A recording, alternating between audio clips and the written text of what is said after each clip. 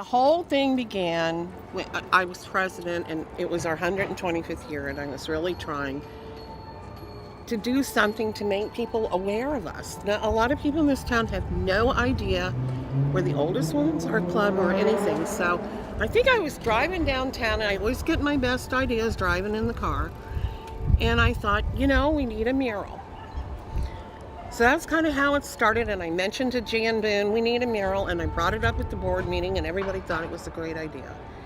And Jan's daughter, Jessie, had worked at Artworks, so she made the contact. We made an appointment to go down and talk to him.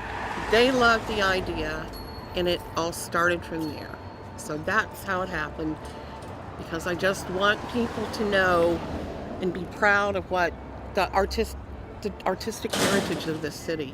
There's so much here. We were the mecca for artwork west of the Alleghenies at this time period. We were known as Little Athens. We were Little Athens. I mean, the Cincinnati Art Museum is one of the oldest. Right. This town has such a heritage, and I wish more people knew it. So that was my contribution.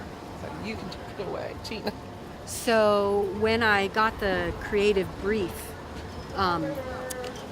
one of the things that Artwork said that the Women's Art Club wanted was a focal point to focus on the Women's Art Club, but also to show, how do you show the passage of time and the progress of what art was to what art is now? That's a huge question. That was the most difficult question for me.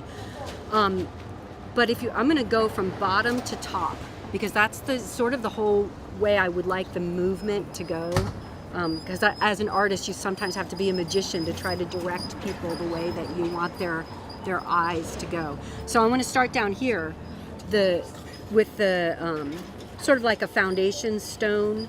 But this is totally based on one of the original invitations for a show that the Women's Art Club was going to exhibit, the Women's Art Club was going to put on. This sort of iris, I think it is, that is bending over, is taken directly from an exhibition sign. And then I just added the sort of easel feeling with the paintbrush to say, this is the Women's Art Club. And that sort of directs your vision up to here. I started with the idea of foundation, like a pillar of society. So I used the arches from the gazebo at the art museum, and then this whole bottom part starts to feel like a gazebo for me. But it's also like a bridge that goes over this sort of carved river.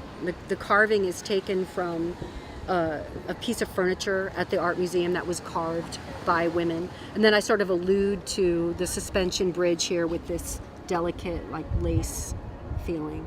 The borders are a nod to William Morris, and the idea of decorative arts, which were the women's realm of what they were allowed to do as artists, and also like the edges of linen napkins, and that sort of goes up and changes into real leaves, in the same way that I feel like we as women had this certain staid way that we were supposed to be, but now we're allowed to come a little bit more alive.